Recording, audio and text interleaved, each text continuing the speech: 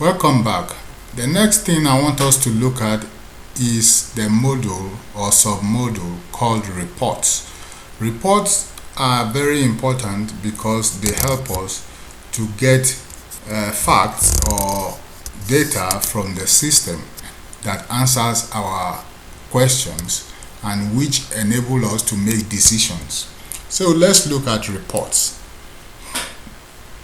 Reports, when you start it for the first time in a day, requires you to click this button, prepare reports engine, because what that does is that it calls data from the different modules and makes them and prepares them ready for you to make your report. And there are two kinds of reports. There are sales reports that tells us about our sales, and then there are stock reports that tells us about stock. So let's prepare the report engine. Click that.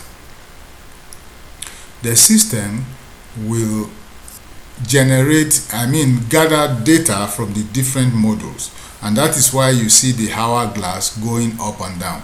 Then let's look at the first set of reports, sales reports. The way reports have been grouped in PharmaSys makes it easy for anyone to generate report without you needing to remember any commands or knowing how to enter queries. Now here we have the groups of reports that are available under sales report. So the first one we have here is specified items sold on a specified date. That is, paracetamol sold on 10th of January 2022, something like that. Then specified items sold by date range. Paracetamol sold from January 1st to December 31st. Then daily sales summary for any day. It shows the quantity and the amount. Then daily sales summary, which shows the amount only, that is the money only. Then we have periodic sales summary. We have which shows a sales summary within a particular period. Then we have quantity of specified items sold within date range. Some of these might seem similar, but they actually have different contents. Then quantity of specified items sold on specified date. It also seem to be the same with this, but the quantity or the layout of the report differ.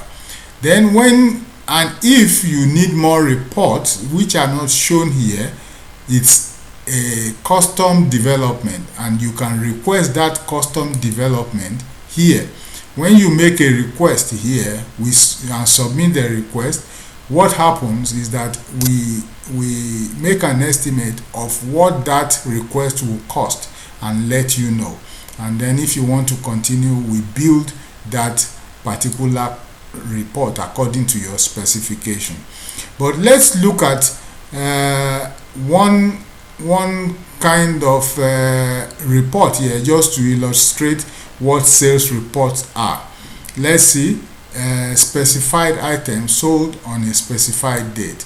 Let's look at this one.